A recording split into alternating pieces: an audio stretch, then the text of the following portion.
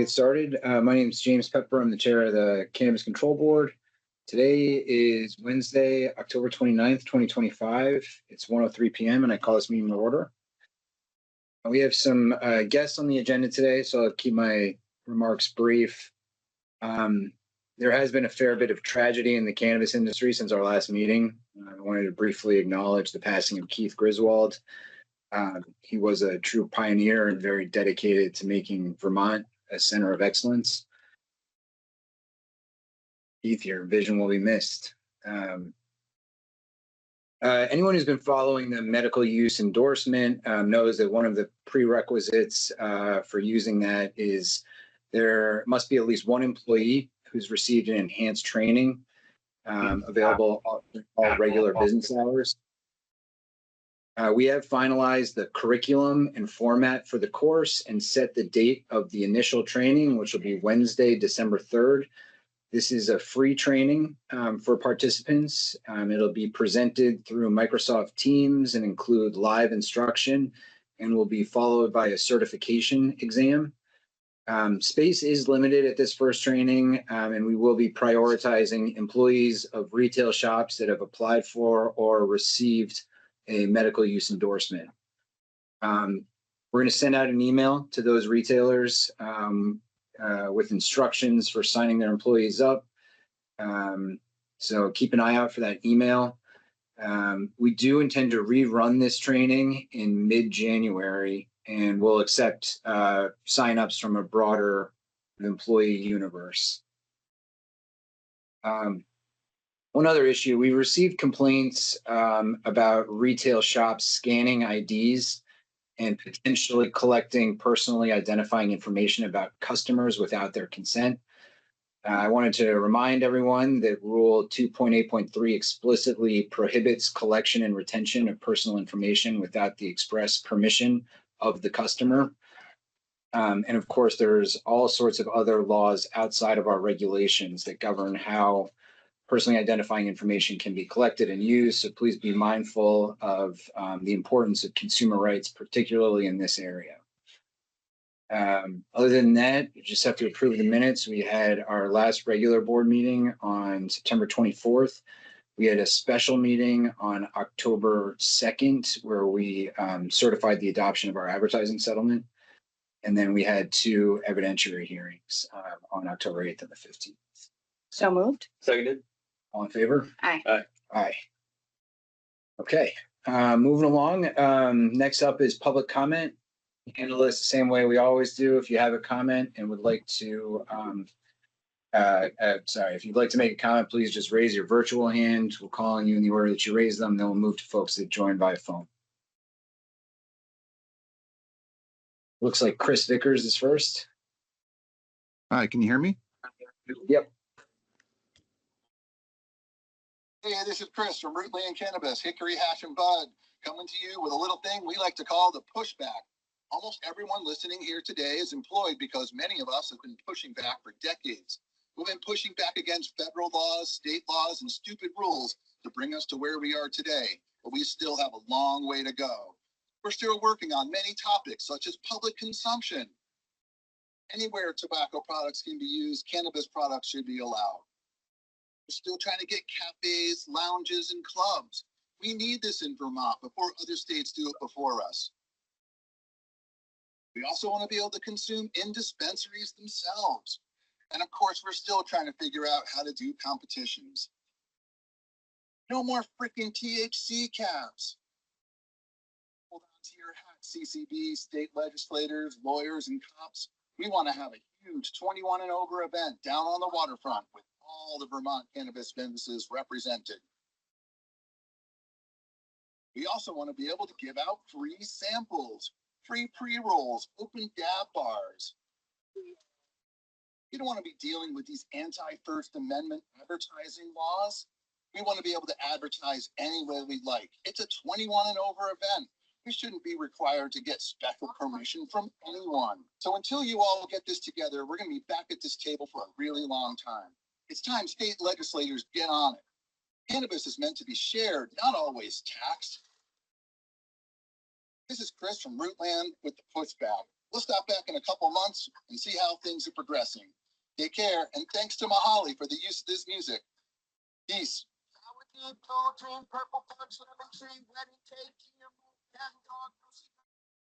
All right, thanks, Chris. Dave? Well, now I want background music. Couple of distinct points today. First, regarding the upcoming presentation on tobacco and retail citing, I think it's important to be clear about both the similarities and the differences between these two markets. And while I do think there are important lessons to be learned from the tobacco space and also from the liquor space, and I do think there are even areas of agreement that the industry can find with public health advocates on this topic. It's really important not to lump cannabis in with tobacco with respect to public health harms in general. Tobacco kills 500,000 Americans a year. Cannabis kills 0 people and has killed 0 people in the history of humanity, right? So let's not, let's not be too easily accepting of comparisons that are not valid, and let's just only take the lessons that are applicable. So that's just one. The second is some feedback on some recent actions that the board took, discussion the board took at one of the kind of off-cycle non-meeting meetings. I think it would be beneficial to the entire industry if, when the board were going to be considering a proposed location change, that the board gives more specific and like upfront notice of the item being considered. There wasn't really a description, and it wasn't at a regular meeting, so it wasn't well attended when you guys were reviewing the move from Rutland to Pulteney. And I think if you were to give some more clear public notice of consideration of those actions, you'd be able to get some helpful feedback from stakeholders who might not otherwise know that you're considering this. And that feedback could help you understand the local on-the-ground conditions and understand what other people view their local consumer catchment area as being. And so that would help you understand sort of the overlapping nature of consumer catchment areas of nearby dispensaries. And I know you guys were really struggling at that meeting. I watched the video, really struggling to know kind of what each town is and where consumers, there's no way that you guys can know for all 251 towns in the state what the catchment area is. And so I think inviting that feedback from stakeholders would be helpful to you. And so I just want to encourage you to kind of put that sort of thing on your agenda a little more prominently and avoid having that kind of thing be discussed at either a special meeting or an evidentiary hearing where you don't have 50 people, 60 people in the room to watch and help you. That's all. Thank you. Yeah, thanks, Dave. Anyone else for a public comment? And if you joined via phone and would like to comment, you can unmute by hitting *6.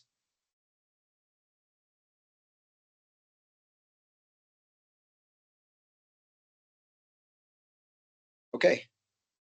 I will close the public comment window. First, Julie, I forgot to mention something at the opening remarks. Would you mind? Yes. So the employment survey for the cannabis industry is out. Patrick has so kindly sent it out to folks' emails. If you didn't get it and you have an employee ID card, please check your junk mail or your other inbox or wherever those things sometimes land. The more folks we can get to fill that out, the better the data that we'll have to look at. It's also posted on LinkedIn, I believe, and perhaps some of our other social media. It was developed by Alberto Bustamante, who was our intern this summer, and it's out and ready to be completed by folks in the industry. It's open till November 10th. So that's the last piece. So next on our list on the agenda is to hear from Dr. Volante and Dr. Glaser about some of these public health implications with retail density. And to Dave Silverman's point, we know that there's a difference between tobacco and alcohol with respect to lethality and addictiveness. But I think there are plenty of lessons to be learned about how to avoid marketing to children intentionally or unintentionally, avoiding promoting overconsumption. I think there are some good lessons and corollaries that we can pick up from these industries, which have existed for a lot longer. So, Dr. Volante, I see your name there. Are you able to come off mute? Yes, I am. And I'm going to share my screen. And Allison Glaser is here. Allison has laryngitis, so I will be the one talking today.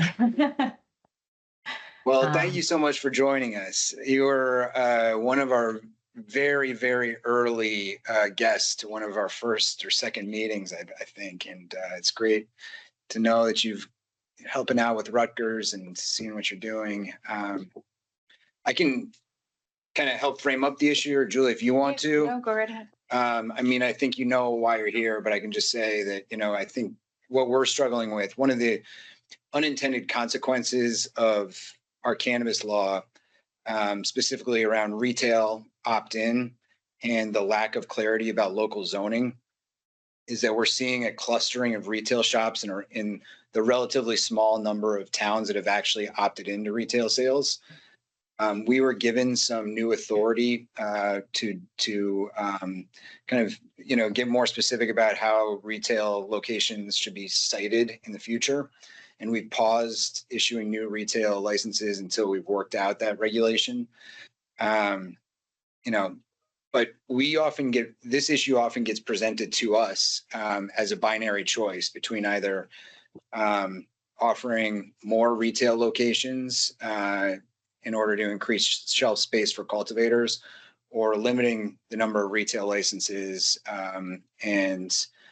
Because, every new one that we add decreases the overall profitability of each licensee, and eventually it's going to become unsustainable. But, as we mentioned, I think that there are some public health dynamics at play that we should be certainly considering as we move forward with this policy. So that's why we'd love to talk to you about some of those. Well, we have a lot of data to share today, so I'm going to jump in. So thank you for having us. We're very happy to be here and share data with you all today. Just disclosures, Dr. Glaser receives funding from NIH to study the impact of cannabis policies on public health. I receive funding from NIH and the state of Vermont to study patterns of tobacco and substance use in teens and young adults. I work at Rutgers, but I live in Vermont. I'm a public health researcher, and I'm a parent of teens in Vermont schools. Neither of us receive any tobacco or cannabis industry funding. So we're going to talk a bit about existing evidence on exposure to the retail environment, both in the tobacco space, but also specifically in the cannabis space and where the emerging evidence is. We're going to share information that we have collected as part of a case study on Vermont cannabis retail outlet density, proximity to schools, as well as youth protections on retailer websites and social media, and survey data that we collected this fall from Vermont teens and young adults about their exposure to cannabis marketing and retail outlets. And then we'll provide some conclusions and recommendations. So when we think about the retail environment, we're thinking about both the actual storefront, but also advertising, price promotions, access, and product displays. And we know that advertising, price promotions are appealing to price-sensitive young people. The availability and presence of retail outlets can normalize use, which can increase susceptibility to use in young people. And because of retail outlets, there's easier perceived access to purchase in young people. These are some examples of what we've seen in retail outlets in New Jersey in terms of outdoor advertising, promotions that are in the stores as well. The evidence on cannabis advertising in youth shows that youth exposure to cannabis advertisements is associated with cannabis use intentions, with past 30-day cannabis use, which is the measure of current use that we use in young people, and lower perceived harm of cannabis use. And young adult exposure to cannabis vape product advertising is associated with increased odds of past 30-day cannabis use. So there is evidence that there is this relationship between exposure to advertising in young people and greater prevalence of use. And when we think about features that are particularly appealing to young people, evidence suggests that illustrations, product descriptions, food or flavor references, depictions of positive sensations, adventure, and psychoactive effects, and references to heavy consumption are associated with interest in using cannabis products and positive attitudes toward products among youth. When we think about the way the places that young people are exposed to cannabis marketing, we see that exposure via social media and outdoors are associated with greater prevalence of use in the past year. In Vermont, we don't have billboards, but we do have outdoor ads that might be even just ads in a storefront that can be visible from the outside of the store. This is well known in the tobacco space that you can have pictures of products or product advertising in the store window that's visible from outside. So in the space of the tobacco evidence, we know there's more established evidence here on the influence of the retail environment on young people, with greater outlet density being positively associated with smoking behaviors among young people, particularly density related to a youth's home, and that more retail outlets are located in neighborhoods with more residents of color, with low-income residents, and with LGBTQ residents, with the idea that retailer density might actually be driving some of our disparities in tobacco use. There's growing evidence in the cannabis space on the relationship between retail outlets and health, specifically that outlets are more likely to be located in neighborhoods with higher deprivation, more uninsured residents, more residents of color, lower household income, and higher crime rate. And there's a systematic review summarizing evidence on cannabis retail outlets and cannabis use, showing that there's a positive relationship between retail outlet location, proximity and density, and adolescent cannabis use, lifetime use or past month use. So the licensing of retailers also allows for the online retail environment because retailers are allowed to have a web presence, and there's a strong retail presence that's accessible to young people that includes both online sales and social media. National studies to date suggest that compliance, about a quarter of cannabis retail outlets have youth-oriented signage, health claim signage, and exterior ads, all kind of related with youth use. There are differences between licensed and unlicensed retailers. I know we're only talking here about licensed retailers. And then while most retailer websites contain age gating, most methods are ineffective. And about a third of the websites offer delivery, which may allow for circumventing the age gating. Also, retailer social media pages have been found to violate policy requirements and appeal to youth or contain health claims. So we start. Sure. Is it all right if I ask a question? I can save it till the end, but I'm just curious. youth for cannabis is, the dividing line is 21. Yeah. When we say like youth oriented and things like that are particularly appealing to youth, and I noticed there was the term adolescence as well. Do you know what the kind of dividing line is between a youth and an adult? So generally, most of our youth data collection happens at the school. So these are people in middle or high school. And so a lot of the data that you'll see, and that's why we've differentiated youth versus young adults or young people, which is sort of a broader category. So I would be thinking of youth as something like 12 to 17. Young adults, we generally have 18 to 25.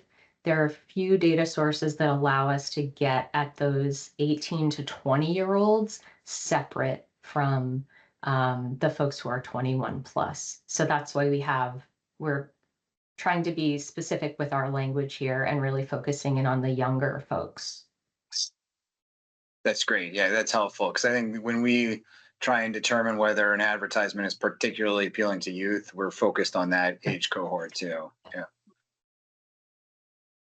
So we started in this state, there was a national report that came out from the National Academies of Science and Engineering and Medicine. I'm going to call this the NASEM report in 2024 related to cannabis policy and public health. And these data were collected in January of 2023. So Vermont's market had really only been open for a few months. We were already 3 months in the second highest category of retail density. So based on conversations that we've had on our team and requests for information, we did a case study and collected data in the state over the past month. We collected information on cannabis retail outlet density. In the Vermont population, we also looked at adults separate from youth and from young people. We looked at retail outlet proximity to K-12 schools by geocoding each retail outlet and school. We looked at the online retail environment and conducted an audit of retailer websites, looking at the specific requirements in the guidance from July 2024. And we did the same for social media accounts for the retailers. And we also collected original data from Vermont teens and young adults this fall. So I have a lot of data to share. I want to highlight these analyses were conducted in the past month with the goal of rapid dissemination. So findings are preliminary and subject to change based on data checks that we do. In terms of retail outlet density, we use the list of licensed retailers as of September 17th. And Vermont Department of Health population estimates by county and age that were from 2024. We looked at retailer density overall among adults aged 18 plus to compare with the national data, among youth ages 10 to 17, and also among young people ages 10 to 24. We were not able, as I mentioned, to disaggregate those 20-year-olds from the 21 plus in that higher age category based on the data that are available. So we can see here the distribution of the retailers by county, with a fifth of the state's retailers located in Chittenden County, followed by Rutland and Windsor counties. When we look at retailer density overall, with our 2024 population of 648,000 people, the retailer density per adults aged 18 plus is 20.7 outlets per 100,000 population. If we look back at that retail outlet map from 2023, we are exceeding that highest category, greater than 10 active outlet. If we break this down by age, so we have 20.7 per 100,000 population in adults age 18 plus. If we look only at youth age 10 to 17, who comprise 9% of the state's population, that retailer density jumps to 200 outlets per 100,000 youth in the state. If we look at that broader group, the group that includes up through 20, age 20. That is a larger proportion of the population, almost 20% of Vermont's population, and the retailer density is 93.5 outlets per 100,000 population. If we break this down, this is just the data by county, again, per 100,000 population. And on the right side, you can see this is the total population. This is adults 18 plus, and this is that group of young people 10 to 24. And what we can see is that there is variability in retail density across the counties, with a couple of counties really sticking out as having high retail density. When we look at the total population, 18 plus and young people, and those are Rutland, Windsor, Lamoille, and Grand Isle counties. Since we only have 600,000 people in the state, the per 100,000 population measure doesn't quite fit.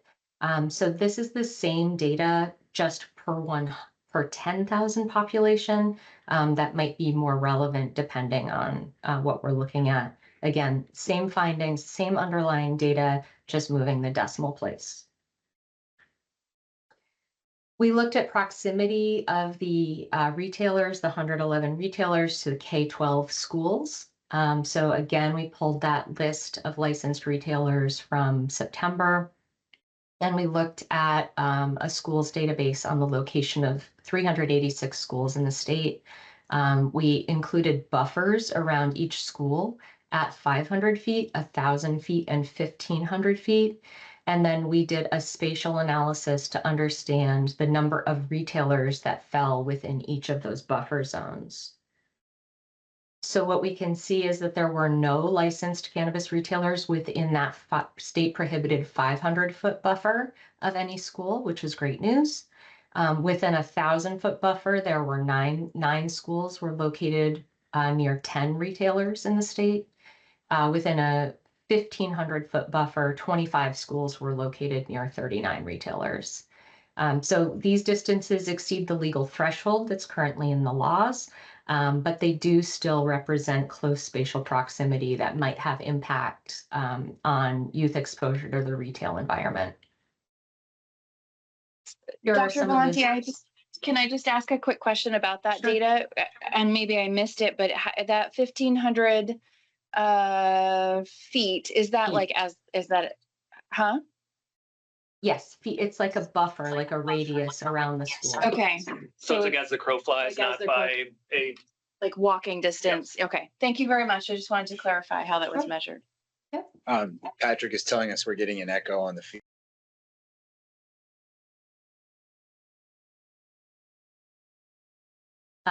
In terms of the schools that are affected by retailer proximity, there are on the left, this is the 9 schools within 1,000 feet of the retailers.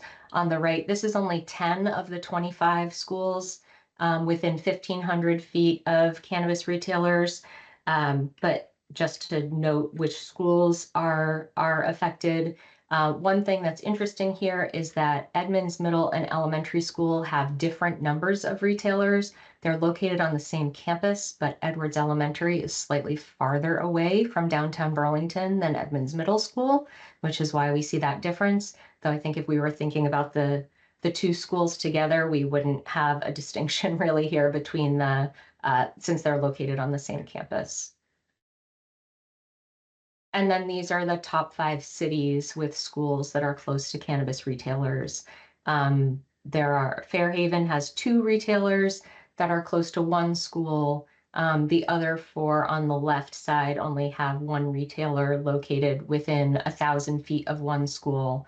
On the right side, we can see there are 15 retailers in Burlington that are within 1,500 feet of 5 schools. So then we looked at the retailer websites and we used the advertising guidance to guide our data collection instrument. So we looked at all retailers online to determine whether the retailer had a website. If they had a website, we collected information on whether there was age verification or age gating, which was mandatory. and how that functioned. So whether they're redirects to other websites or they're blocked from purchasing. We looked at online store availability and whether one could purchase without age verification. And we looked for the statement or disclaimer information. So all 111 retailers have a website. Most age verification or some sort of protection that is that occurs when folks indicate that they are under 21. Most also have online purchasing available, and fewer of those retailers have online store age gating, meaning that young people can access the online store. Only 9 of the 111 sites had the mandatory health warning label present. A couple of examples of the way that the age gating functioned that we may want to look at a bit further. There's one site where if you said yes, you were referred to the mandatory health warning. If you said no, you were referred to Leafly, where you could identify other places to purchase cannabis. On some sites, there were no options for the age gating. So the site said you had to be 21 or older, but you could still scroll down and see content, and you could also access the store. And then another example is that for some sites you could access if you were under 21 if you hit the back button. So on this site, if you selected no, I'm not 21, you got to the Vermont Department of Health site that had information on cannabis and youth. And if you clicked back, you could get into the site and access the store. In terms of the social media accounts for retailers, again, we used the guidance to inform the data that we collected on each site, including the presence of product images in social media posts. So again, we looked at all retailers to determine the presence of the social media accounts, what platforms the retailer had an account on, whether it was a business or private account, and whether there were photos posted of products on the social media account. And we found that about 2/3 of retailers have an active social media account, a business account. Of those with an account, about 2/3 posted branded images or product posts. And that is not in compliance with the advertising guidance. This is an example of a social media post that featured a product and the text related to promotion, and there was no age-gated access to this post. So we then collected information as part of the PACE Vermont study, which is a study that I lead in partnership with the Vermont Department of Health. Our goal in this study is to understand the impact of state-level policies and communication campaigns on substance use beliefs and behaviors in young Vermonters. We have been collecting data since 2019. Unfortunately, we were not in the field around the time that retail cannabis came in, but we are back in the field and collecting data in 2025 and 2026. So we collect data from Vermont teens and young adults aged 12 to 25. They complete data collection by an online survey. Our Wave 11 survey was open from September through October. We invited almost 500 participants, and we have 340 in these preliminary analyses. This is a convenient sample of young people to try to get a sense of what is going on in real time in the state. And so for these data, the data that I'll present today, we added items to our survey to capture exposure to cannabis stores in the community, exposure to cannabis marketing, and whether they had visited a cannabis retailer in the past 3 months. So in terms of looking at exposure to cannabis stores in the community, we asked how often do you see cannabis stores in your community or in nearby communities? And we found that more than 60% of our teens aged 12 to 17 see cannabis stores in their community at least weekly. And overall, this is similar for our full sample of 12 to 25-year-olds, about a little more than 60%. We asked them how many cannabis stores are in your community, and we had a drop-down menu where they could choose 0 up to 9 and then 10 plus. We've grouped 6 through 9 in this table because of cell sizes. But what you can see here is that more than 90% of Vermont teens age 12 to 17, again, I'm only reporting here on this column, report at least one cannabis store in their community. And then we asked in the past 3 months, how many times have you visited a cannabis retail store? And I've collapsed the responses here as 0 times or 1+ times. And you can see here that more than 1 in 10 Vermont teens reported having visited a cannabis store, retail cannabis store in the past 3 months. And that's over 50% of our young adults had reported visiting a retail store in the past 3 months. The final question that we asked was related to exposure to cannabis ads or promotions. So we asked, how often do you see ads or promotions for marijuana or cannabis products? Daily, weekly, monthly, less than monthly, never, or don't know. And I'm focusing here on the findings at least weekly, so folks who responded daily or weekly. And you can see that more than a third of young people, youth, the teens here reported at least weekly exposure to promotions for marijuana or cannabis products online, on websites, on social media, and importantly, when I'm out and about. So in stores, on public transportation, or by the side of the road. And this might be our best proxy measure for exposure to the retail environment. So in conclusion, within months of implementation, Vermont already had second to highest category of retail density across the US. As of 2025, the retail density is now 20.7 outlets per 100,000 adults age 18 plus. The density among adults 18 plus and among young people is highest in some of and youth exposure to cannabis advertising and the retail environment is pervasive. Self-reported into retailers, we have more than 60% of Vermont teens seeing a cannabis store in their community at least weekly. More than 90% of Vermont teens report at least one cannabis store in their community. More than 1 in 10 Vermont teens report having visited a cannabis store in the past 3 months. More than 1 in 3 of our PACE Vermont participants exposed at least weekly to cannabis advertising online, on social media, or when they're out and about.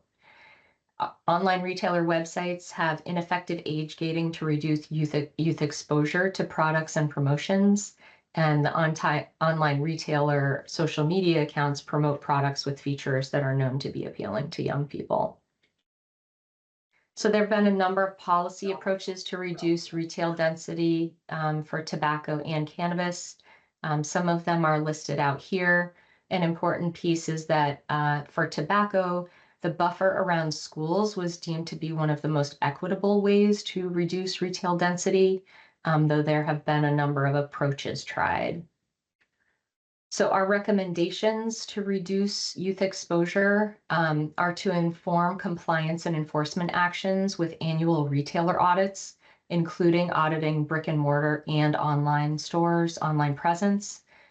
In the store, recommend collecting information on whether there's age verification or ID checks at entry, at the time of purchase, whether there is presence of exterior and interior advertising, including price promotions, the visibility of interior advertising or products from outside the store, whether there are free samples or tastings, promotional or sale items or gifts. These things are known to be associated with young people, youth appeal. And additionally, presence of illicit products like hemp-derived products in the shops. And then in terms of websites, we recommend collecting information on appropriate age gating. There might even be an opportunity for the board to update guidance regarding specific practices for age gating to reduce youth exposure. Whether there are online store availability and age verification at purchase, the mandatory health warning being included, and for both websites and social media, whether there's compliance with the advertising guidance regarding images, text, and promotions. In terms of limiting density or addressing density, might consider increasing the buffer around schools to 1,000 or 1,500 feet. This may require businesses to move outside the buffer or potentially to comply with more stringent youth exposure restrictions if they're within a certain radius. So thinking about, having greater restrictions to have no visibility into the store if they're within a certain radius of a school. Also, we recommend that the board oversee the geographic distribution of retailers across the state, which it seems like you're doing now, creating potentially a per capita limit for retail density in the state and in each county, and considering per capita density within each county when approving new retailer applications or continuing applications. And this might include reducing outlets over time or limiting new retailers in the highest density counties to reduce disproportionate exposure. And additionally, it's difficult for localities to have the onus for compliance and enforcement. So the extent to which the board can share responsibility with localities in determining location of retailers within the communities to reduce youth exposure to retail outlets, including outlet density. For tobacco, we know there are a number of things in the public health world that reduce initiation, like comprehensive tobacco control programs, smoke-free policies, interventions to increase the unit price for tobacco products, and mass communication efforts. There's not that same evidence right now for cannabis prevention. So we recommend ensuring a comprehensive approach to cannabis control with greater funding for youth cannabis and substance use prevention that occurs in the context of state and community interventions, health communication interventions, cessation interventions, surveillance and evaluation, and of course, your work on regulating the retail environment, both in person and online. I want to acknowledge my colleagues, my team who contributed to this rapid data collection process, and happy to answer any questions. Thank you for that. Yeah. So when we talk about the ratio of retail density, I'm curious how your team handled tourism data in Vermont. We see about 15 million tourists a year, 9% of our GDP. I'd imagine most of those are adults over the age of 21 that are spending those tax dollars, and that didn't seem to be a part of the conversation here. So wondering how you handled that. So we didn't look at any sales data or we only looked at population data. I'm not talking about cannabis specific sales, just generally Vermont is a pretty tourism heavy state. So when we think about the total number of people traveling in and out of Vermont at various times of the year, the focus on residents versus how our population, whether it's a weekend trip, day trip, X, Y, and Z, how you handle those issues. We only looked at population data provided by the state. So we're looking at exposure for residents. So yeah, I don't really know how the tourism data would impact retail density. Okay, thank you. So there's a recommendation about caps by county.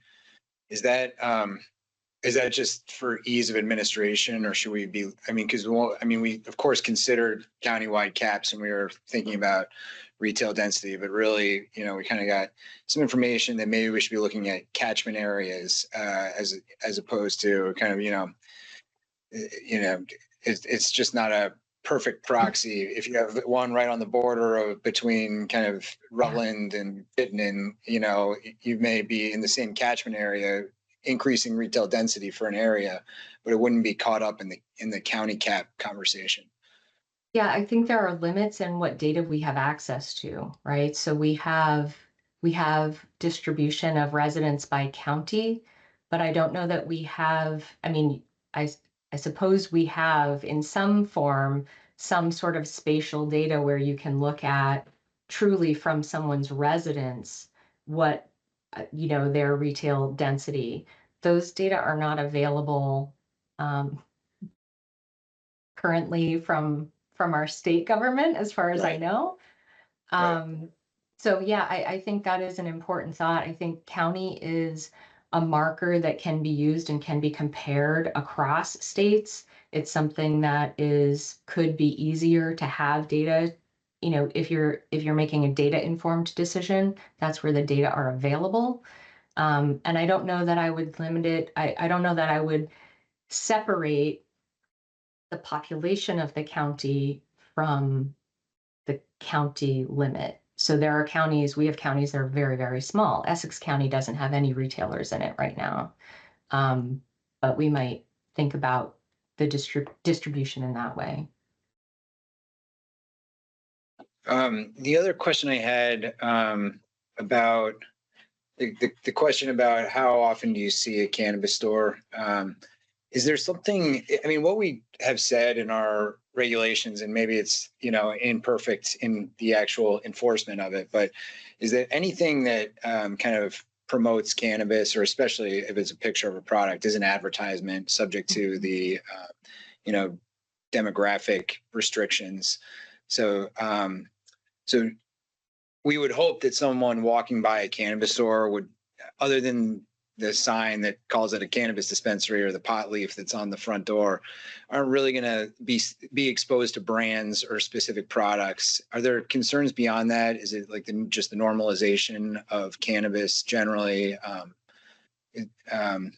We just tried hard to make sure that a kid walking by a cannabis store wouldn't really be exposed to brands over and over and over again, other than the brand of the store itself. So I think that's where, I think the presence of stores and the number of stores in a community can change the norms around, perceived norms of use. This is very prevalent in my community versus this is very rare in my community. And norms impact substance use for young people. And family use impacts substance use for young people. So I think in terms of the retail environment, yes, just the presence of the store can impact norms, but I think we're more concerned about what does that store look like to young people? What are they able to see? If there's no exterior advertising, what do they see when they see that shop? Is it just the name? Is there other information provided outside? Is there information that they can see inside the retailer? And I've seen changes over the past few years where it seemed like retailers were very by the book and that you really couldn't see anything inside, to being able to see products or signage over time. Yeah, so we got to be a little bit better internally about that, because our rules don't allow the kind of, you're not supposed to be able to see any products inside the store. My other question is more of a longer term thing, is, the Department of Health does a survey of retailers, purveyors of alcohol and tobacco every 2 years. They, I think, would like to add some questions to that survey about cannabinoid hemp products, high THC hemp products that are being offered for sale under kind of some farm bill loopholes at those stores, not the cannabis shops, but the ones that sell tobacco and alcohol. And I'd love for us to get some, I'd hate to duplicate anything you're doing with PACE. And I'd also like to make sure that we're getting baseline data that can be compared over time. And I'm hoping that we might be able to loop you in on that process as we're kind of developing questions for those products.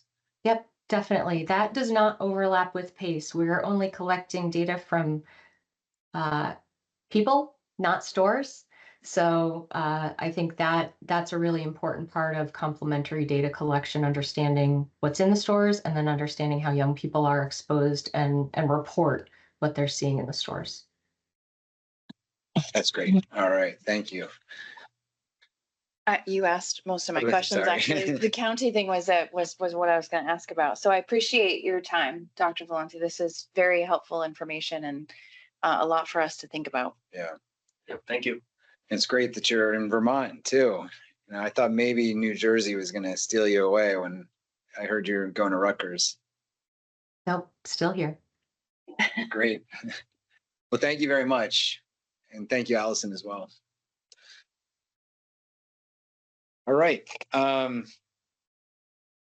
So next on our agenda, we're going to hear from the Vermont State Colleges about a cannabis workshop that they're working on that involves some of the, I guess, the intersection with some of the cannabis business development efforts. So we have some guests here in the room. I've heard that there's an echo that's happening, but we'll just proceed until I hear that it's unbearable for attendees.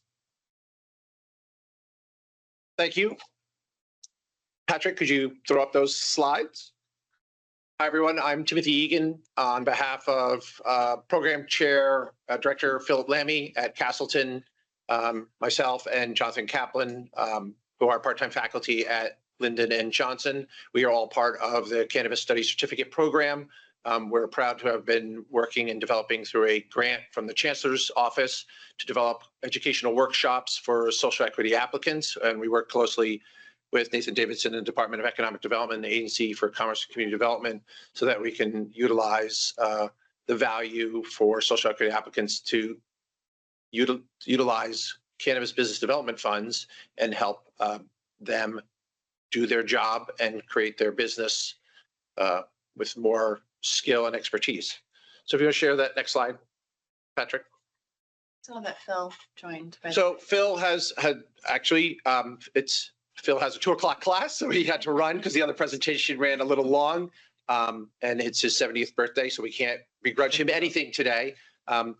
So this is our little team of folks here as well, part of the university. I'm the chapter director for Vermont Normal, so we try to factor in how our educational processes impact the local community, not just folks in the industry. Next slide. So I won't belabor what our program is, but simply we are a 12-credit certification program based out of the Castleton campus with courses in cannabis, cultivation, culture and consciousness, and a very innovative 3-credit internship. We'll actually be expanding the courses in the spring with and wellness and one next year in compliance. Next slide, please. So what you really want to know. So we developed 2 sets of workshops that Jonathan and I will each oversee. And they're not classes, they're workshops. It's really important for us to make sure that the attendees have an opportunity to share business issues and challenges that they've been facing with not only ourselves, but some experts that we've brought in that understand the industry and the community. And I'll let Jonathan talk about the 2 that are focused on cultivation, and then I'll be speaking to 2 that are focused on business. Jonathan? Okay, so I'm a plant pathologist by training. So, you know, and I moved up to Vermont because I was an organic vegetable farmer for 9 years and part of the certification board there too. So my approach is definitely holistic and definitely organic. And that's not to say that I disparage indoor, but I think the people that can benefit the most by this are probably people that want to get their hands dirty, whether it's in a greenhouse or whether it's in the field. So the workshops, there's, you know, 2 workshops. One is going to focus on all the problems.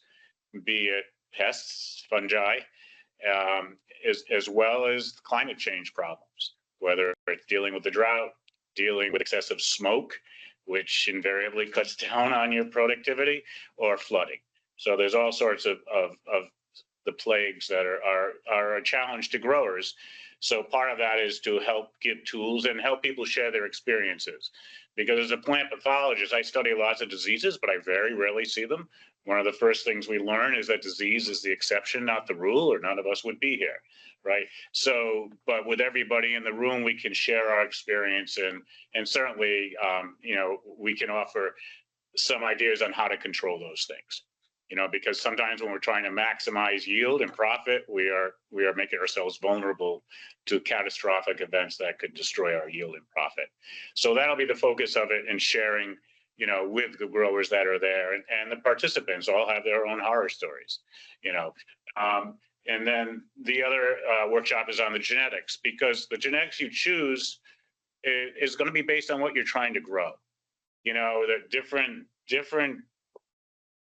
businesses have different needs. If you're growing for fiber, you know, you have a lot easier row to hoe in many respects than if you're growing for indoor and THC content and all these other things. And so you need to be aware and need to be wary of the type of genetics. And also we will be talking about how to, you know, create your own genetics and how to keep your own seeds, and how to, anything you can do as a grower that's trying to get into this that cuts out a middleman for any of the products that you need is a good tool to have. So there'll be just some discussion on that as well, as how to just start your own seed stock, how to do your own hybrids, how, you know, because, you know, you can buy sex seeds, you can clone, although cloning obviously runs out of some vigor after a while, or you can actually just pay attention to what you're growing in the field, slaughter the males, and do your own breeding and stuff too. So it'll be a lot of practical information, and also the ability to bring your problems to us. There'll be no couch there, but to bring your growing problems anyways. And we can offer some creative solutions to them. You know, with the pest end of it, I can particularly get concerned because theoretically nothing is really licensed to be applied to cannabis. So, you know, anything that's licensed has been licensed since the beginning of time. It's not really a product. So knowing that, and knowing how you can avoid falling into the chemical trap, which you really need to do because it's illegal to use these things anyways. So that'll be the focus of my workshops, and you know, a lot of give and take, and a lot of information to be gleaned based on what the problems are. I only see what goes on in my backyard. And this summer it was destruction of a barn to fix it up. So nothing was going on in terms of growing in my backyard. So Thank you, Jonathan. Jonathan's workshops will take place on December 5th. They're from 9 to 12, and then from 1 to 4 p.m. There is lunch served as well included in these workshops, and there's some polite consulting. We very much want to have it be a workshop style, so him and his guest experts will be able to share insights to help you with your challenges. It's indoor and outdoor, right? You're not the various. Yeah, no, I have my own personal views. Right. I'll be on my soapbox, but no, it's indoor as well as outdoor. And indoor has their own set of problems, very different from outdoor. No doubt about storage as well. Yeah. Yeah. Post harvest is a big thing. Yeah. Absolutely. Then on December 6th, I'll speak to what I refer to as Cannabis Business 101, which is helping folks that are maybe in the startup mode. While these workshops are obviously open to social equity licensees, we'll cover this in another slide. It's also open to folks that may have their ID card and are thinking about getting into the business. So if you're planning or thinking through, how do I open my own cannabis business? We'll discuss that, whether it's business plan, supply chain, logistics, all the things that you think you might need to know. And some of you that already have a business, maybe you'll learn that you've missed something. So hopefully we'll cover that in our first session. The second one, cannabis compliance, is we'll talk a little bit more about processing, packaging, and promotion. Obviously, there's been some changes in some of the rules, so we'll try to dig into those around advertising to help you as a retailer help better position yourself to be a success in the marketplace, as well as for those that are running ancillary type of businesses, processing for edibles or large-scale cultivation, a little bit of sort of business advice on how to make sure that you're staying compliant and that you're getting the most out of your license opportunity. So that was our December 6th. Same time window, 9 to noon, then a lunch break, and then 1 to 4 with a little bit of discussion afterwards. These courses, sorry, I'll pause if you have any questions about the content there. No, I think that's great. Sounds Yeah. awesome. So both of them. 101, just one question. For folks who are looking to like scale up or scale down, would that be another topic that you would? Yeah. Okay. Again, the logic of workshops, we can give you our general sense of what we think businesses should be doing, but part of the discussion is also having business leaders come to these workshops and say, hey, I'm struggling with this. How can you help me? That's why for the compliance course, we're proud to have Ben Verratti, who's a Vermont Law School cannabis business law professor. He'll be part of that compliance course, as well as Hayata Kirby, who's a social equity applicant licensee, to basically help you get advice from people that are in that space. The wonderful world of education is, my phrase is, the minute you think you know everything, you haven't learned anything. We don't know all. We try to bring expertise into these workshops. The most important thing I should tell you is where they are. So I'm proud that Vermont University Johnson campus, the Willie Library and Learning Center, will be hosting these, room 208. There's more information that we're going to cover in a second on registration, but those are the content workshops that are on December 5th and December 6th. And you, it sounds like, are going to also have the not therapy session, but the bring your problems. Yeah, Jonathan has a couch, and I'll put on my businessman's visor and get out my pencil and say, how can we help you make your assets and your profits balance or show more profits than debts?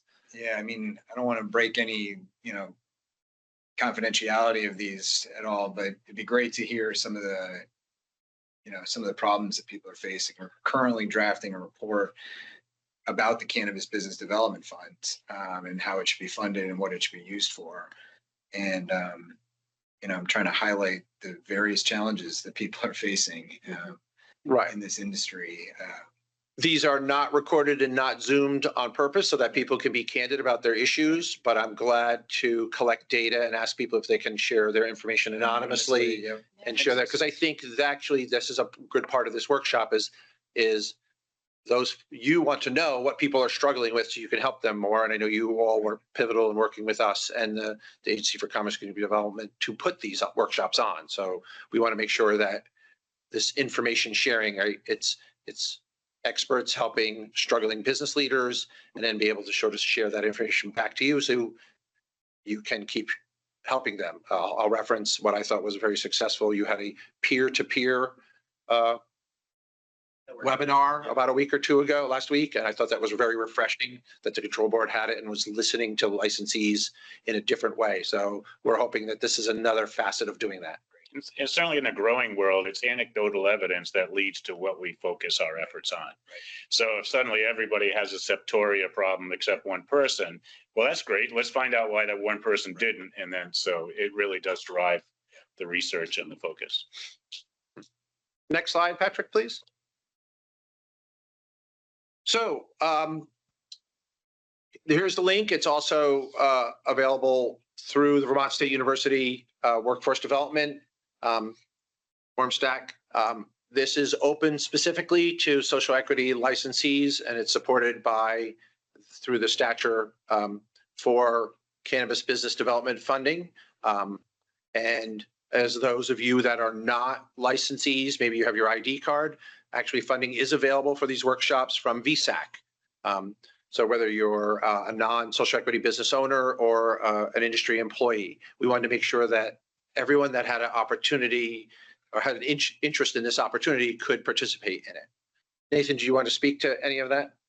Yeah, I would like to express that VSAC funding, my understanding is it's not a guarantee for workshop applicants, but it is something that you're at least eligible to apply for. So if there is kind of some sort of fiscal barrier in attending these workshops, it's at least something that's worthwhile to apply. Did you share the cost? Sorry. Cover that next. Okay. Next slide, please. So if you have more information on these, here's how you can reach that. When you reference packaging before, lunch and some supplies for attendees are courtesy Bovida and Vivi. We know that we can't always ask the state to front all the costs for workshops, so we want to make sure they were gracious enough to allow us to bring in a partner who provide lunch and refreshments. And then the last slide, let's talk a little bit about the economics of it. Yep. Hey, everybody. Nathan Davidson, working with Department of Economic Development under the Agency of Commerce and Community Development. For those of you who aren't familiar, our department houses the Cannabis Business Development Fund, which is directed towards supporting social equity licensed cannabis businesses, primarily through financial assistance, but also through some technical assistance through a consulting group called Rhodes Consulting. We wanted to get more technical assistance opportunities out to the social equity cannabis business community, and recognizing Vermont State University's expertise in this area and your ongoing courses, we thought it would be a great idea to partner with them in helping to fund these workshops specifically for social equity licensed cannabis businesses. So the typical cost for one of these workshops is $250. If you were to take all four, it would make it $1,000. But for social equity cannabis businesses, we're going to be reducing that cost to $50 per workshop. So all four workshops would cost a total of $200. That's a great offer. I don't know a lot of workshops or trainings offered out there that are even $250 as opposed to $50. And then when you loop in their expertise, the hands-on nature of these workshops, they're in person, there is networking opportunities. You may be able to get to speak with interns from Vermont State University who are familiar with this industry. There's a lot of wraparound services tied with these workshops. So for that price, it's a really great offer. In addition to the reduced registration costs for social equity licensees, we're also going to be supporting with lodging and travel reimbursements for those who, may not be able to attend these workshops because of the in-person nature of them. You may be traveling from Bennington or Northeast Kingdom. So we want to make sure that there's no fiscal barrier there for folks. So for lodging reimbursement, Vermont State University has a series of partnered hotels and inns throughout the Lamoille County area. I know there's a couple in Morrisville that will offer reduced price for their nightly stay as long as you're affiliated with Vermont State University. So if you express that I'm partaking in these workshops through Vermont State University to one of those partnered hotels, you'll not only receive a reduced nightly stay, but we can also reimburse your lodging costs. That doesn't include meals, room service, anything else tied to your stay. That's just for the room itself. And it is only eligible if you're working with one of the partnered hotels or staying at one of the partnered hotels and your social equity business. And then travel reimbursement. If your total travel is over 10 miles to attend these workshops, you're eligible for a mileage reimbursement of around 21 cents per mile, I believe is the number. And the process for reimbursement for both lodging and travel will involve you emailing myself, nathan.davidson@vermont.gov, your paid invoice or receipt for your nightly stay at a hotel or inn. And then for the travel, just let us know where you traveled from and where you returned to for the workshops. And then we can just do the calculations on the total mileage and multiply it by the dollar amount per mile. And in addition, full name and affiliated cannabis business. So the 4 workshops are across 2 days, morning and afternoon. Is that right? Yes. Okay. Yeah. And then, so for folks, anyone can apply for the VSAC grant, right? Whether they're social equity or not, anyone can go apply for that VSAC grant for. Yeah. So theoretically, somebody could potentially, if they're eligible and VSAC accepts, could cover the majority of the cost, maybe. Right, that was the goal. Patrick, could you go back 2 slides for me, please? Maybe. Thank you. So our Center for Workforce and Professional Development is overseeing the registration form. In that link that you will note if you are a social equity business, and they will confer with your office and through the DED to make sure that you get the discount that you are entitled to as well. There's information, a link there to apply for VSAC funding and a contact within our workforce development who can advise you on filling out that application for that funding. They want to be as sort of hands-on supportive as possible.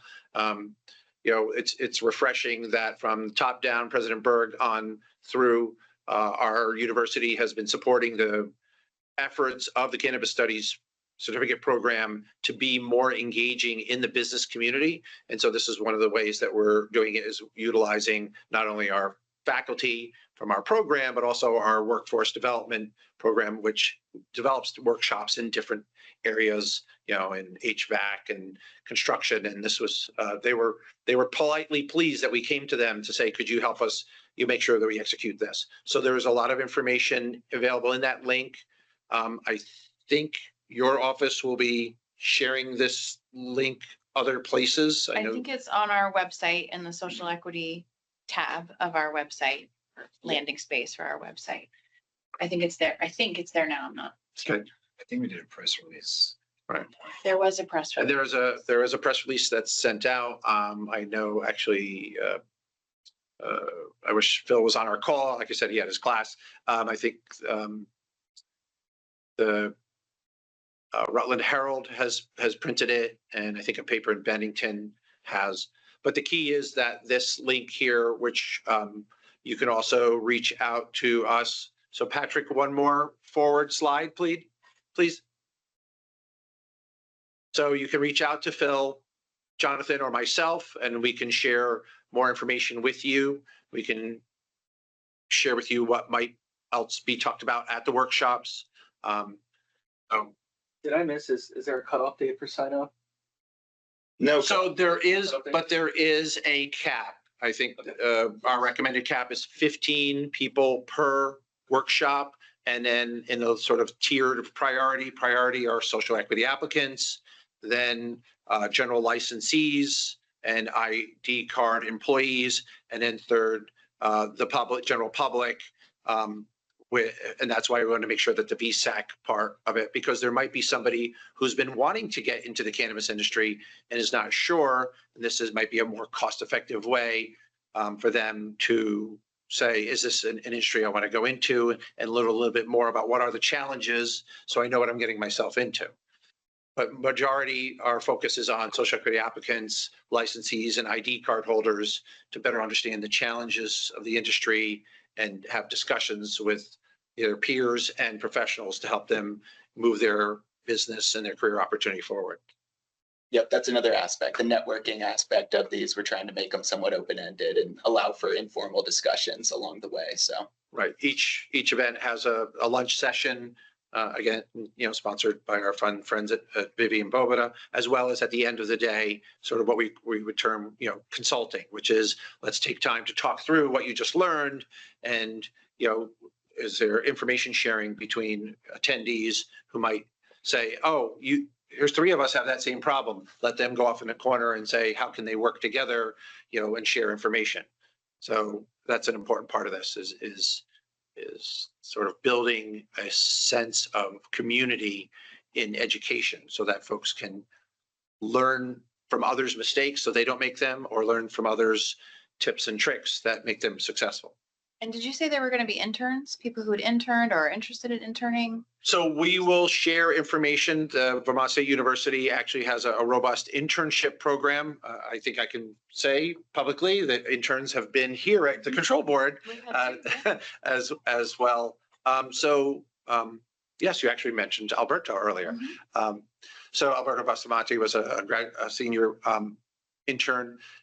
We will talk with you, or if you are interested in access to an intern, we try to sort of make sure that you're getting an intern that's focused on your business. If you're a cultivator, that's different than a retailer or a processor. So you might want someone that's more, hands-on, hands in the dirt oriented, or you might want someone that's more business or marketing oriented.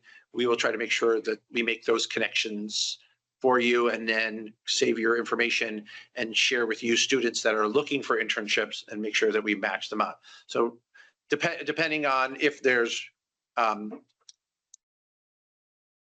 timing of, students that are looking for internships, they traditionally happen in those, formal semesters, the fall and the spring, but our program is very flexible. Actually, we have an intern starting at a social equity applicant this month, which is in the middle of the semester, and he's going to take his 140 hours and work through cultivation season and the holiday market to help them market their products. And then his internship will end. So our university is very flexible because they know that the cannabis industry isn't a September and January like the college term. It happens, there are different times of stress where you need an intern. The other thing that we worked on is that our interns, if they have taken all 3 of their core courses, they've achieved the milestones to earn their ID card. So hopefully that your interns, as long as they've passed those 3 courses, will show up for their internship with the skill sets to have received their state required ID card for an employee. We cannot do the background check. That's still on the business to do that, but we're trying to send you ready working interns. So there's a limited amount of stress that you have to go to bring someone in. That's great. Couldn't say it better myself. Yeah.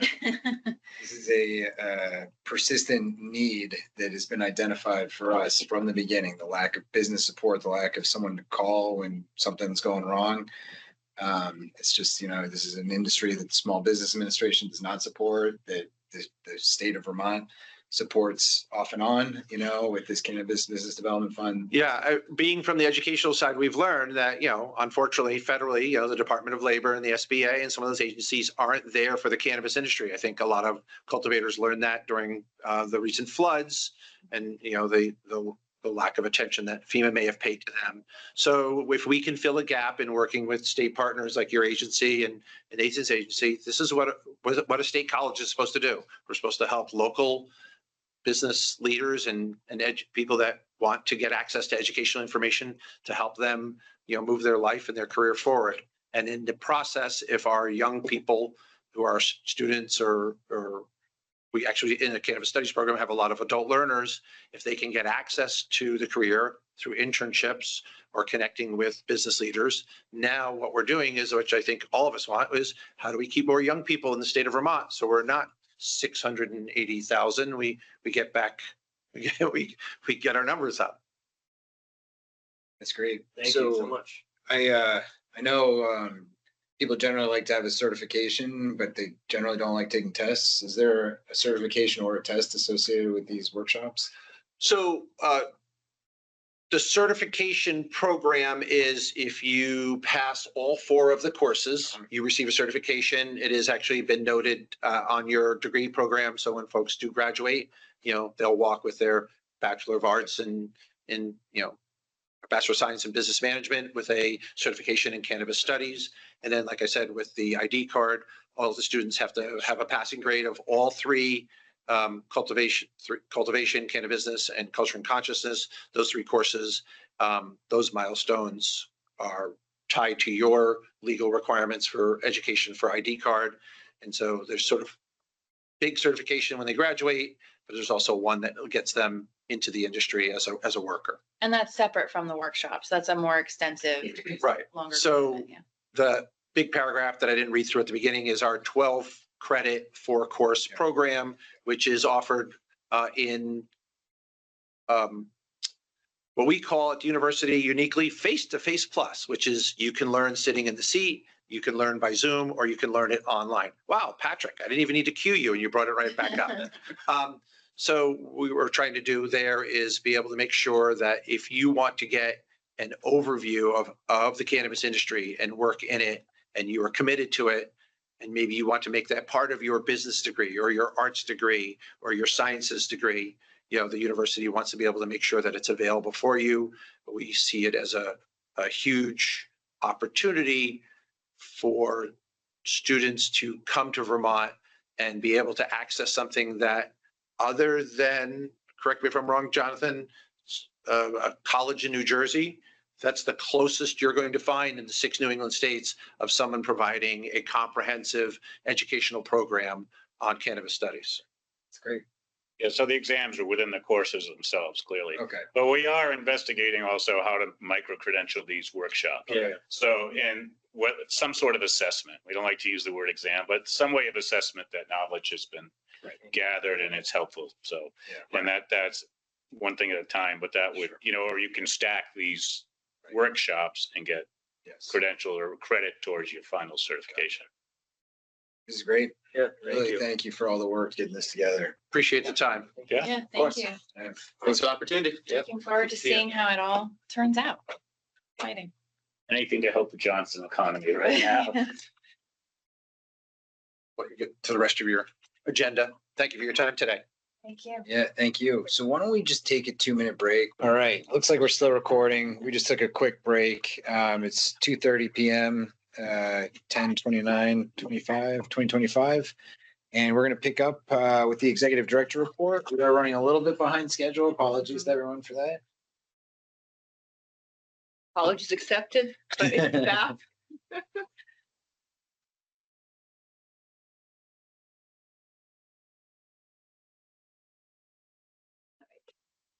All right, so here we are, October 29, Executive Director Report. Quick look at our public engagement page. On the 22nd, we held our event on stakeholder legislative goals. Those of you who might have missed that, please visit our YouTube channel. Stay tuned for the update on our next peer networking event. It might include an additional section on legislative issues, but it's still a TBD, and Patrick and team are exploring options and will announce as soon as we have the topic and the time confirmed. So that's where we are at here. And the data, adult use program data is next. The data is as of October 16th. So first slide here, a snapshot of our active licenses. As you could see, 584 active licenses as of the middle of October, 10 fewer than last month. And no, 11 fewer than a year ago, 11 more than a year ago at that time, and 10 less than last month. Think I got that? Trying to go a little faster than I should. But obviously, given that most license types are closed to newcomers, some attrition is to be expected, but we'll keep an eye on the health of the market as we have been doing in case of any anomalies. So that's this slide. And now we are looking at licenses by the type. That's across the most recent quarter. As you could see, small and steady reduction in our cultivator category continues, down to 366 from 374 last month. Again, they're seeing the same sort of attrition symptoms, given that the cultivation licensing is temporarily closed to new entrants. One additional change is a small drop in our manufacturing category. We went down from 94 to 92 licensees. No changes otherwise. So on the retail, last month or our mid-month meeting, we decided not to extend a retail license that it had missed its renewal deadline. Is that not reflected in those I wonder if it's the dates Okay. thing when the report was pulled. Okay. They were good until like almost the end of October. Okay. Oh, that's probably it. Yeah. Yeah. So just just the data. I mean, they would have been accounted Okay. in that number. Got it. Basis. Yeah. Okay. Okay. So moving on. So priority status, no changes here. Really, months over months continue to remain steady across all categories. Okay. A quicker look, I have a few slides here also on the priority status. So here we are looking at the last 3 months worth of data. All of our active licenses accounted here. October data is in the last column.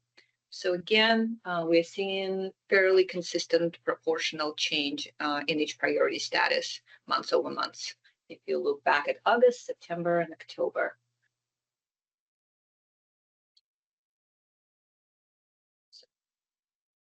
Good. Okay. And now a closer look at just the cultivators. Again, that's the priority status slide.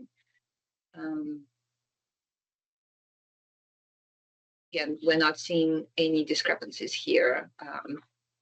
Decreases are pretty consistent across all priority status types, months over months.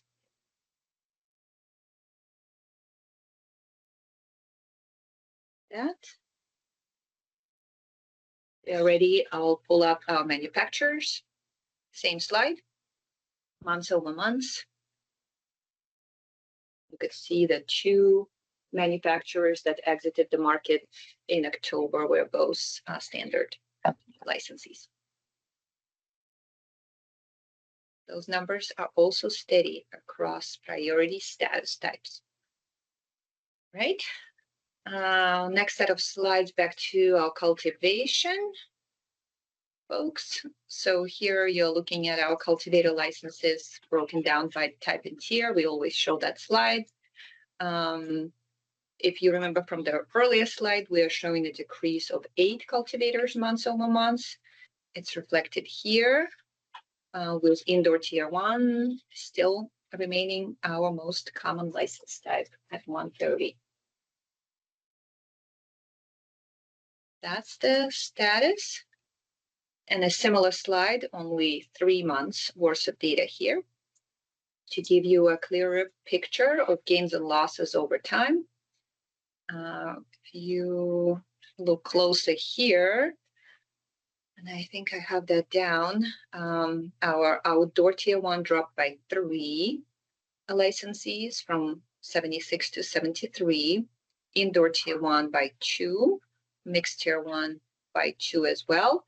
There we are also showing a decrease of 1 mixed tier 5 cultivator. They tiered down to an indoor tier 1 license. So that's just one more of an outlier there. So that's the snapshot where we're at. Okay. Moving on, a quick look at our manufacturers. Again, 3 months worth of data, and the 2 manufacturers captured here, they were both tier 2s that exited the market. Okay, so there is their manufacturer slide. A quick look at the licensed canopy capacity square footage data. So indoor is in green and outdoor is in yellow. Total amount of licensed canopy is now 849,000 square feet, down 30,000 square feet months over months. Again, due to the attrition in our cultivation numbers. And as we've been noticing, the gap is closing between our indoor and outdoor capacity. We are now within 38,000 square feet. And this is the licensed capacity. It's not necessarily what's utilized. Utilized, yes. Okay. We do have some of the data, but I'm hoping to get a little better sense of that. Sure. Yeah. Okay, so that's where we are at with those numbers. And next, we'll look at our relinquishments data. So that's one of our most data-rich slides. I love the color here. So just to simplify it, on the left, you're looking at the last 3 months of relinquishments by priority status of the business. So you could just see the just priority status data there. And then on the right, the right chart is focusing on the types and tiers of licenses that have been relinquished, So in October, we recorded 10 total relinquishments, including 6 standard and 2 each social, equity, and economic empowerment. And then if you were to look closer at the last block right there with our October data, you'll see that the numbers included 8 cultivators and 2 manufacturers to match the earlier slides. Just a little more color here. Again, tier one stands out in terms of the numbers, but again, if tier ones are disproportionately represented among our licensees, so it doesn't seem as much of an outlier. You consider the entirety of a license pool. All right, so that is what we got for the licensing data, and now we'll take a look at our compliance and enforcement data. So a quick snapshot of our agency's inspection and investigation activity, 112 inspections and 14 investigations in October. A lot of good work. You could see more specifically, lots of cultivation visits this month. And retail too. Next, we'll focus on just investigations here. Again, each color represents a different subject of investigation, with red is retail, yellow manufacturing, and green cultivation type cases and investigations. We've got a lot of advertising violations this month in comparison to other subsets. What's the difference between licensed activity and outside license? Keep, do you want to take that? I think unlicensed would be completely somebody who doesn't hold a license engaging in a licensed activity, whereas outside would be outside of the scope, like a manufacturer that had tried to sell directly or something like that.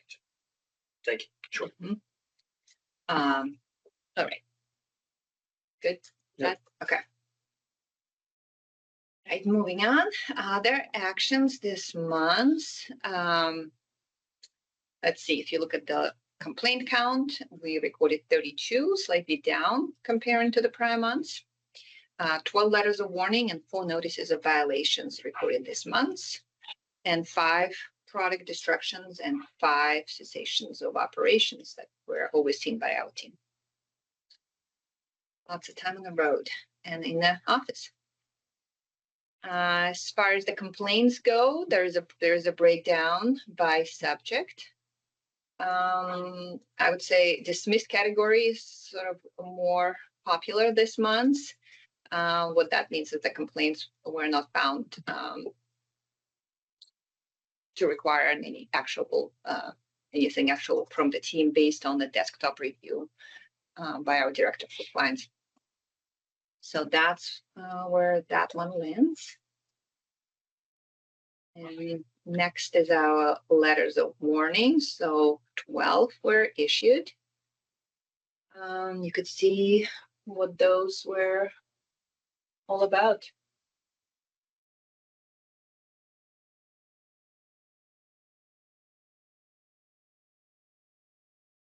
Client's refusal. Yeah, we get that too.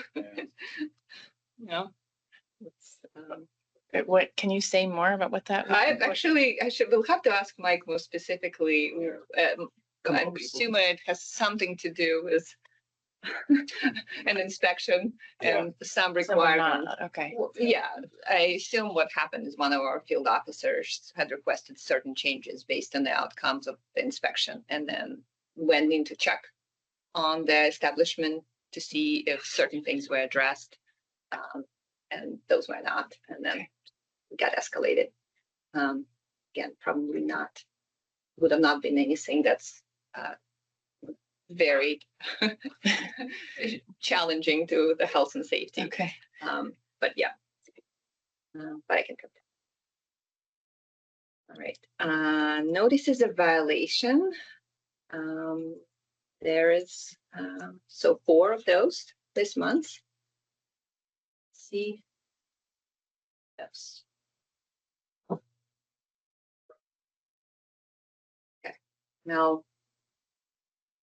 final slide here from the compliance team.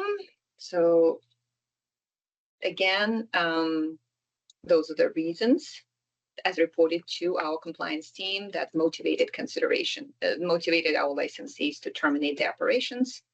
Some of them personal, some of them are business related, but we have been trying to collect as much as we can. I know we ask you this every time, but people are allowed to choose more than one. Yes. Yeah. Yeah. Oh, Yeah. So you could choose as many as you want. Most people do. Those who do provide that information usually have more than one. Yep. Yep. Okay. Move on. If we are ready, on to the medical program data. So the trend continues. Year over year, our caregiver count is up from 120 to 128, and the patient count went up by 248. So our take right now is that likely marks the revival of interest because of the medical endorsements coming online. But we will continue to keep an eye on those numbers. What was it at the highest? Do you? 5,600 Okay. in the year before they legalized home grow. Okay. And it dropped off significantly. Yep. Yeah. So that is the trend. And just to kind of throw another slide in here, in addition to the 3 medical dispensaries that we had for a while, we now have 5 retail stores with approved medical endorsements, which soon will begin serving patients. And you could sort of see where on the map those 5 places are as of today. We'll have more today, right? We will have, yes, a lot more on the list for you to review and weigh in. Yes. All right. And with that, we are moving on to the staff recommendations. Okay. So first slide that I have for you is our staff recommend list for initial licensure. So 1 manufacturer, 1 wholesaler, and a propagator. For some additional color, 2 of those licensees already have other licenses with us. Turkey Hollow Cannabis holds a Tier 1 indoor cultivation license, and Principles of Pinnacle Wholesale have a Tier 3 indoor license. And our propagator is new to our market. Okay. Is there a motion to approve these?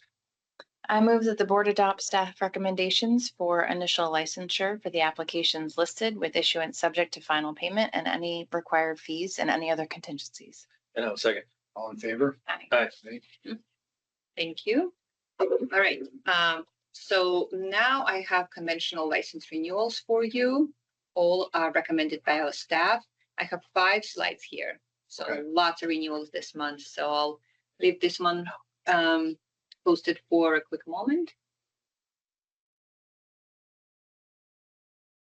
And all these people were on time. All of Thank these you. people. That's great. Yes. Yeah. Yes, we had, I think, over 70. Renewals and that were on time. Yep. It's really great. Yep. It's definitely. So that's our second page.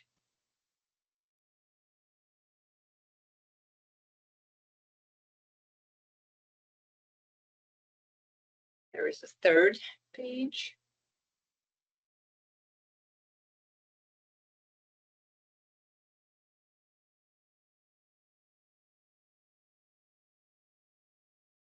Fourth page.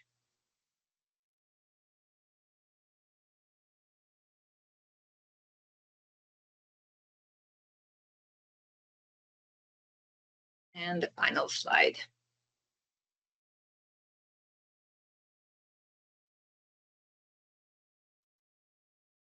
All right. That's great. Yeah, I'm really impressed that, all these were on time. It's got to be like close to 60 people, right? Yeah, I think about 70. And 70? that's amazing work by our licensing team Yeah. to kind of get them Yeah. through in Yeah. a very timely manner. And it's nice to see our community coming together and doing their part. Great job. Yeah.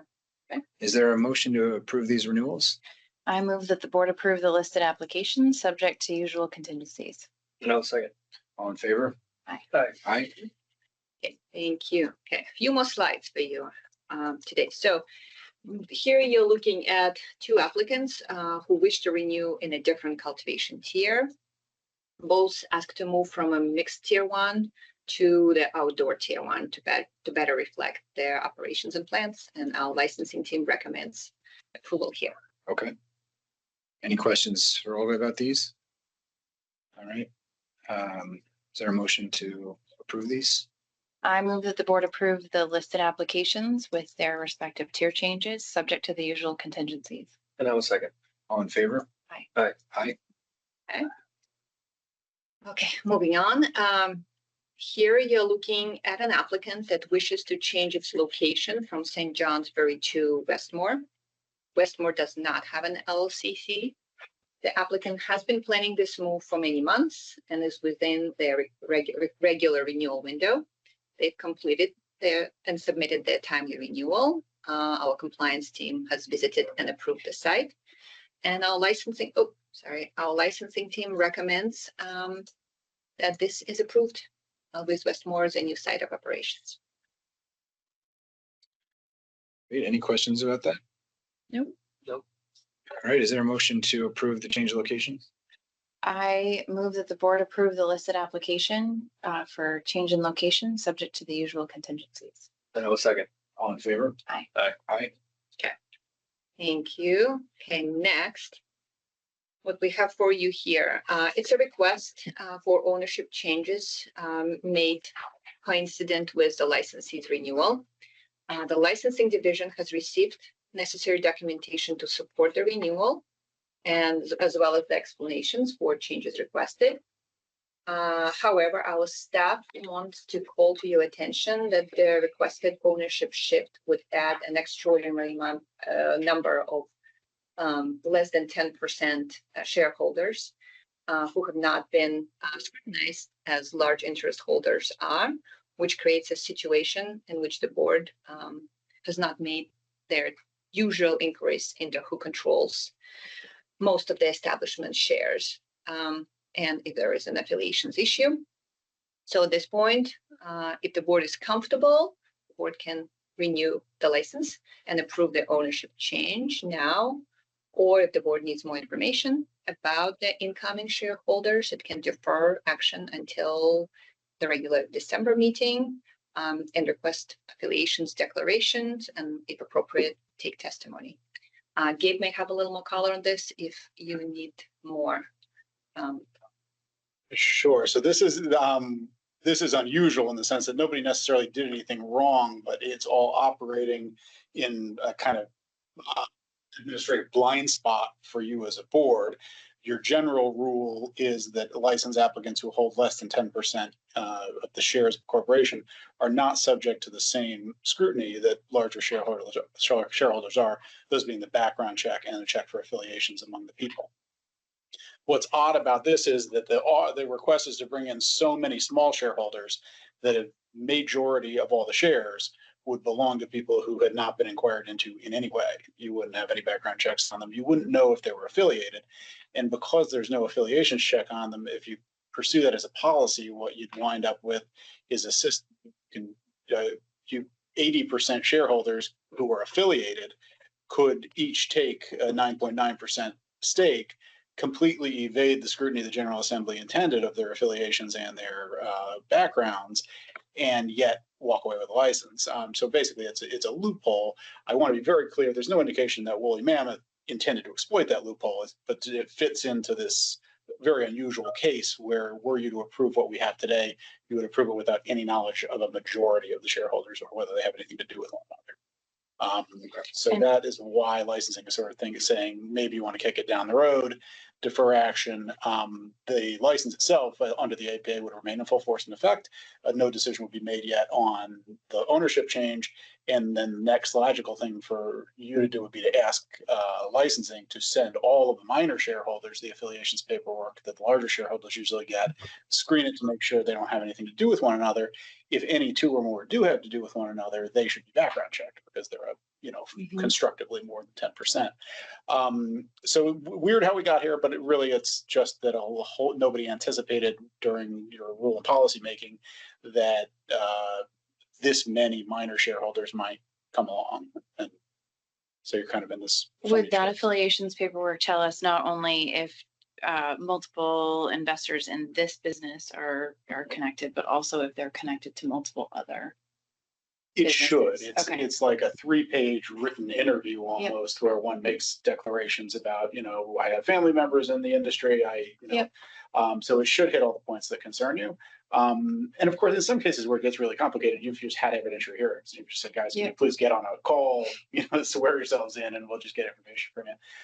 So again, I don't want any suggestion of a problem here that's unusual, just that it's very difficult with this kind of transfer for you to do your due diligence as a board. And if we table it for now, these folks can still operate, right? We're not They preventing. can, they shouldn't consummate the change Okay. until it's approved, Yeah. but they can still. So theoretically, if they need this change in order to continue operating and we delay the approval of it, they may not be able to operate, but. There's a lot I don't know about their Right. business plans. Right. You could in concept, you could, if you want to just kind of accept the large blind spot, you could approve it today. It's not illegal to do that. You could also grant a delegate authority to Melissa and the licensing division once they get the forms back, if they raise no interesting issue, to just go ahead and administratively approve the change. Or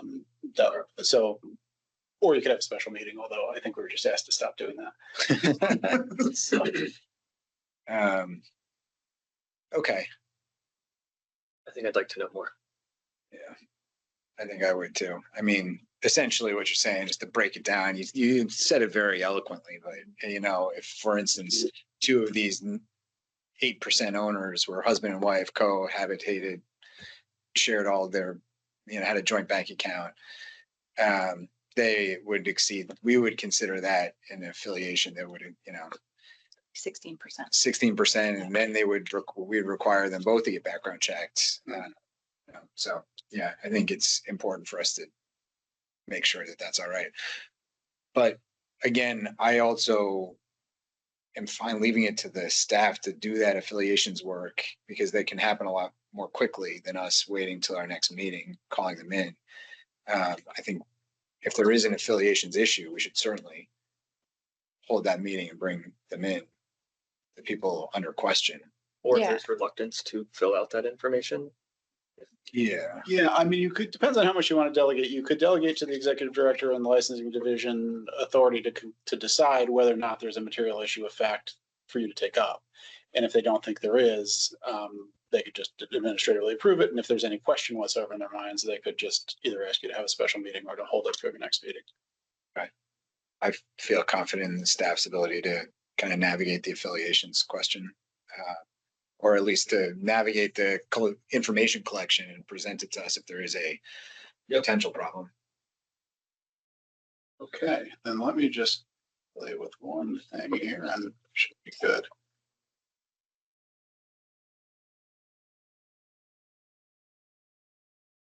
And that can happen more quickly than us waiting till our next evidentiary hearing on the.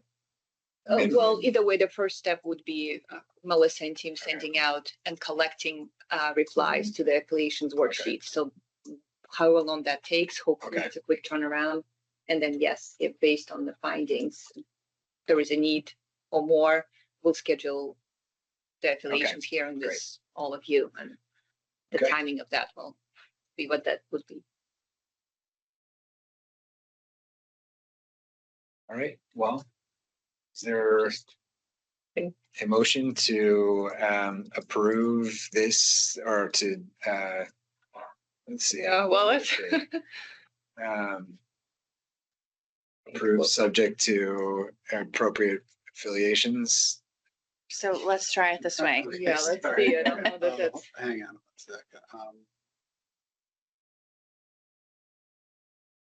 I want to make sure I understand the conversation we're having. We're not approving, we're tabling until they complete the affiliations paperwork, and we're giving the staff the authority to determine whether or not there's anything in that paperwork that needs to come back to the board, right? Yes. I think this is right. I move that the board table the application of Woolly Mammoth Cannabis, and further that we ask the licensing division to obtain affiliations declarations from all shareholders And if any affiliated shareholders would hold more than 10% interest, that those shareholders be background checked. Further, the executive director and the licensing director are authorized to approve the change if they conclude that there's no issue of material fact for the board to determine. That sounds pretty good. And I was Unless- yeah. Okay. Any further discussion? I think No. that was the right motion. Yes. It's really literally hot off the press. All in favor? Aye. Aye. All right, thank you. Next on our list, you're looking at 8 retailers who have requested to add the new medical endorsement at the point of submitting their ordinary and timely license renewal applications. The licensing team recommends that the board approve issuance of the medical endorsements to these licensees. Just a quick reminder that our rules require enhanced training for patient-facing retail staff. Consequently, there will be a small delay before new endorsees will have staff that's trained to transact sales to medical patients. The training module should be ready in about a month. December 3rd. December 3rd. Yep. Some more folks that were on time and this time more information given to us. Do we know if people pass that, the training, if they will have the information that day? Do we know anything about how quickly the final is? I believe so, yes. So, as soon as you pass the test, which I think gets graded immediately, because I think it's a multiple choice test. Yeah. As long as one of those trainees is available Produce the paper that they passed. yeah, that they can start operating. These folks Yep. know that they're not allowed to operate as a medically endorsed retailer, as in, make tax-free sales and sell medical products until that, right? Yes, and they will get a written letter from our licensing team at the end of this meeting, Okay. assuming there is an 10% approval, again, down. clarifying that they're not yet allowed to transact. Okay. Until. Great. Mhm. Okay. Any other questions for Olga or Gabe or Melissa on this? No. All right. Is there a motion to approve these applications? I move that the board approve the renewals and endorsements recommended, with the reminder that staff must complete the required training before consummating medical sales. And I'll second. All in favor? Aye. Aye. Next, you're looking at 2 businesses seeking to amend their retail licenses mid-cycle to add a medical endorsement. And the licensing team recommends that the board approve the issuance of the endorsed licenses. Again, same reminder that enhanced training for patient-facing retail staff is required and currently not yet available. So these businesses, if approved, will need to wait until that training is available. So I heard you say on the last group that they were all submitted on time. Mhm. Do we know if these folks submitted their last renewal on time? Yes, we have checked that they have not been late on their Okay. renewals. That's correct. Great. And they're otherwise in In good standing. continuous good standing? Yeah. Mhm. Okay. Great. All right. I move that the board approve the endorsements requested, again with a reminder that staff must obtain training before consummating medical sales. I will second. All in favor? Aye. Aye. Thank you. Let's see, next here, slightly different matter. An executive amendment before you related to a change of location outside of the normal renewal period. So the applicant here wants to change the location of their manufacturing license. The licensee is leaving their current site and intends to do their manufacturing on the site of their cultivation facility in West Charleston. They're moving out of Derby. The West Charleston location has already secured a passing site visit from our team. There is no LCC for West Charleston, and our licensing division recommends an approval. Any questions about this? Mhm. Is there a motion to approve? I move that the board approve the amendment of the license of Urban Herban LLC for the purpose of authorizing operation at a change of location. No, second. All in favor? Aye. Aye. Aye. Okay, thank you. Next. So here we have an expired application, renewal application that falls within the 60-day redemption period permitted under Rule 115.2D as amended in July. The board has been shared on the materials related to this licensee. As a quick summary, since we have a lot of slides today, this applicant was first, they were late on their 2024 renewal. And then in 2025, they did not meet necessary requirements for a timely renewal. And the license expired on October 23rd of this year. The applicant here cooperated fully in season operations as directed by our compliance team.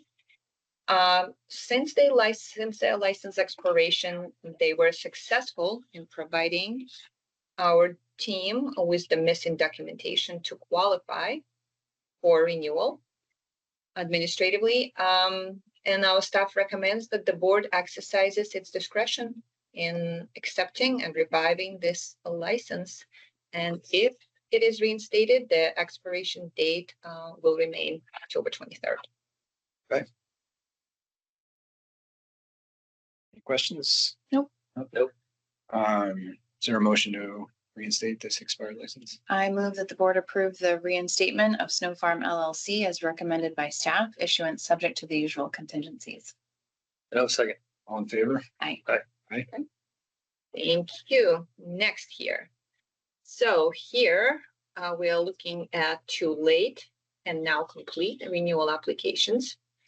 The supplemental materials have been provided to the board ahead of this meeting.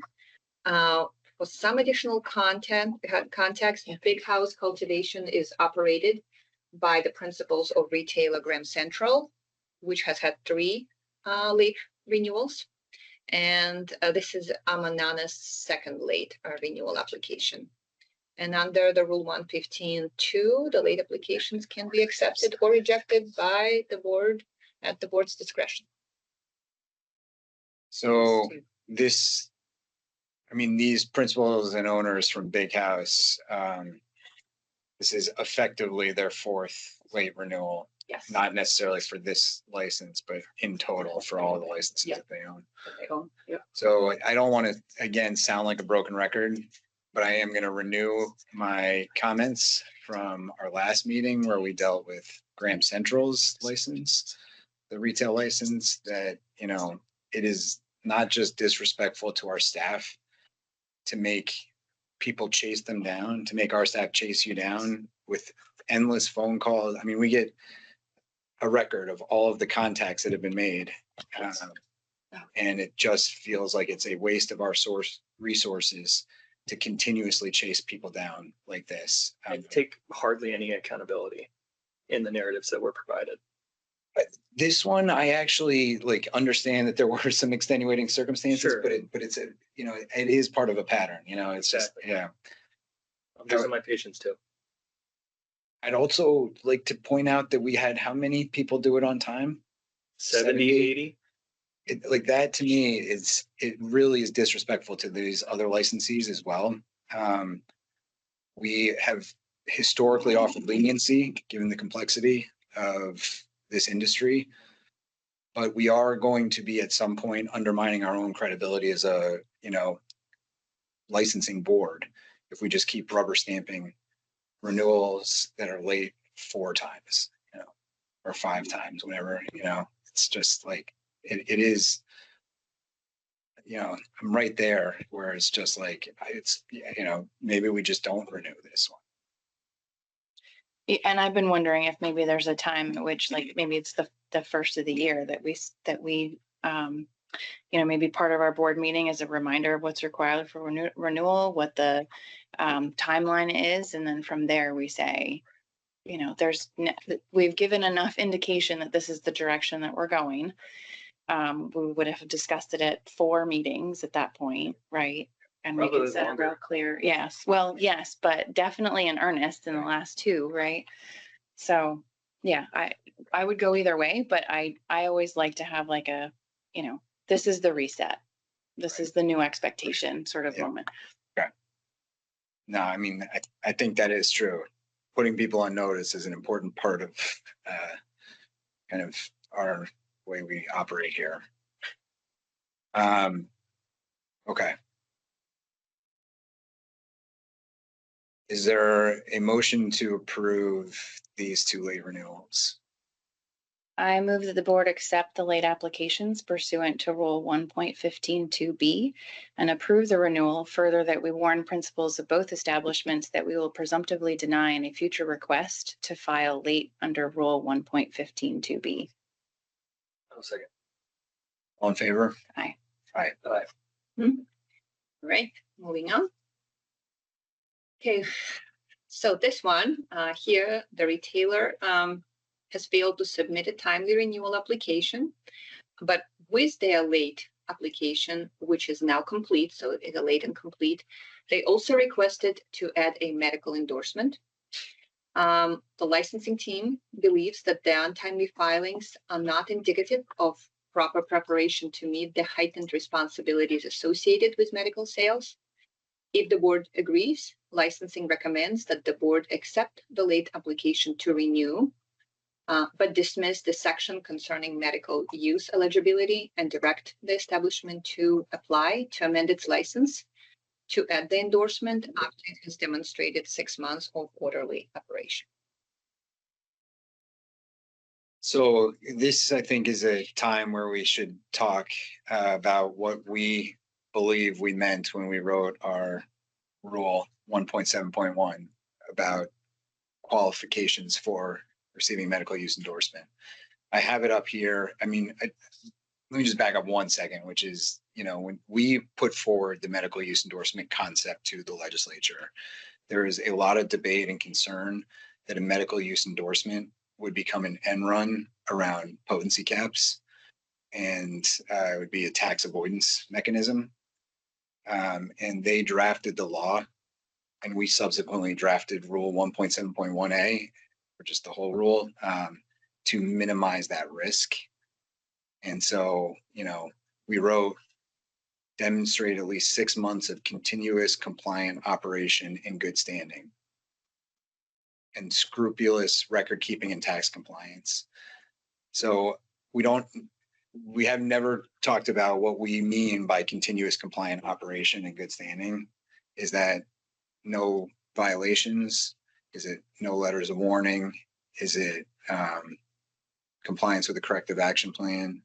Is it filing a late application?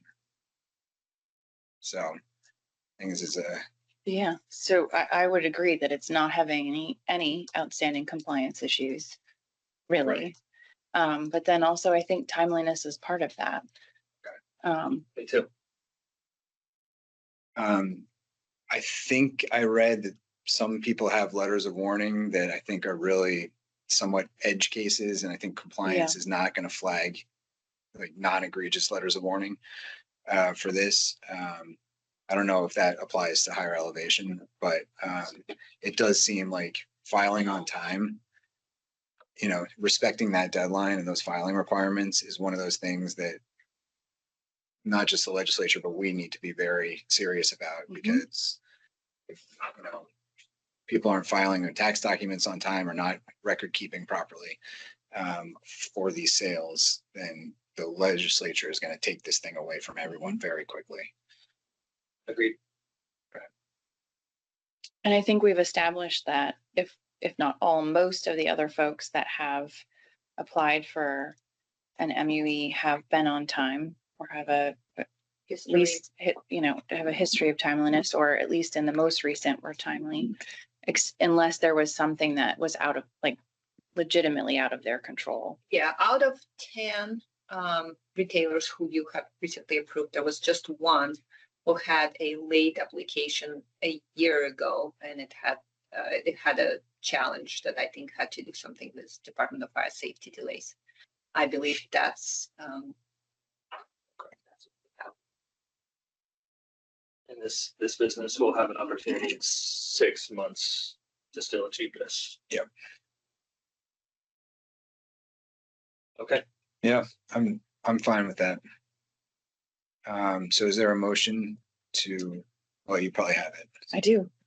I think you're still supposed to call for it, Okay, is there a motion to approve this underlying or accept and approve the underlying REITs application and delay kind of consideration of the medical use endorsement for 6 months? I move that the board approve the renewal for Higher Elevation in its current form, but dismiss the accompanying request for medical use endorsement, provided that the applicant may renew its request for endorsement once it can demonstrate 6 months of orderly and compliant operation. Second. All in favor? Aye. Aye. Okay. Another one. This one is very similar to the last slide, except the medical endorsement filings for this retailer were not complete at the time of the submission of their renewal paperwork. As of today, actually, the license has become complete. If this explanation is satisfactory to the board, staff recommends that the requirements to renew the retail license are satisfied, although late. However, the establishment has not completed steps necessary to be eligible for medical endorsement, since they have not yet established medical use endorsement SOPs and policies, and the site has not passed an inspection to validate their ability to operate with the endorsement. So again, if the board elects to renew the retail license, it will have to dismiss the section concerning medical use eligibility and direct the establishment to apply to amend its license at a later date after 6 months of orderly operation. This one for the medical use endorsement is not even a really close case for me. No history of tax compliance. I mean, they're in compliance as of today, but no continuous history of tax compliance, insurance, banking, So I think for me, the medical use endorsement for this one needs to wait until we can demonstrate at least 6 months of continuous compliance. But how do we feel about the underlying license? Because there was a lot there and it really was under the wire. But it was under the wire, so. Yeah, I mean, the under the wire part is what we've been allowing, right? Like- Yes. Their first renewal. Yes. So in light of just kind of our history on this, I'm inclined to approve the underlying retail renewal, but delay consideration of the medical use endorsement. Yeah. Okay. Is there a motion for that? I move that the board approve the renewal of Winterland Hayes LLC in its current form, but dismiss the accompanying request for medical use endorsement. Second. All in favor? Aye. Aye. All right, one more here. So this is a late renewal submission that is requesting an extension in order to complete outstanding requirements.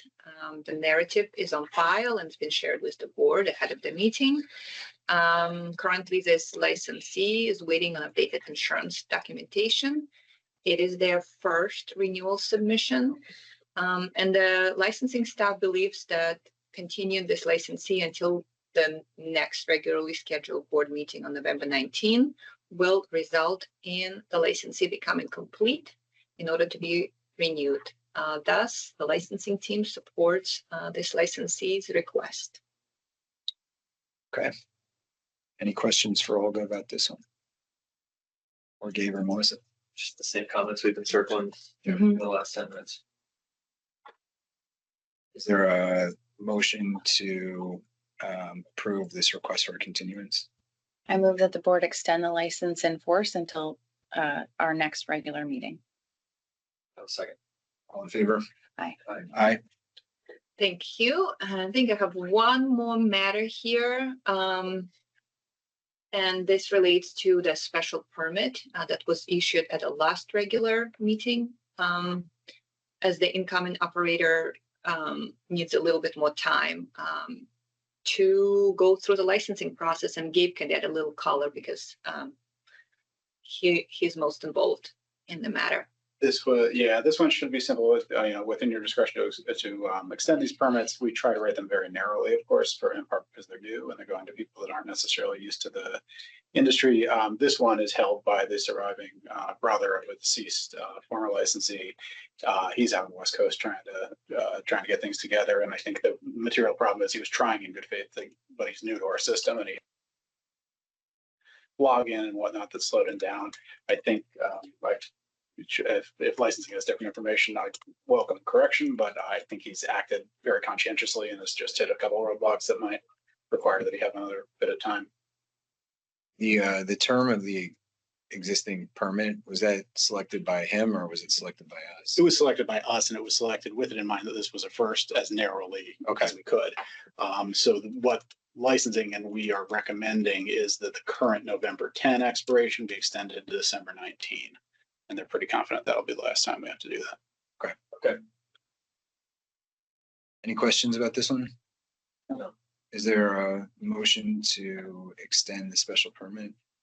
I move that the board amend the special permit issued to Ted Lizzie relative to the operation of Cognizant Sparks LLC by striking the expiration date of November 10th, 2025 and substituting the date of December 19th, 2025.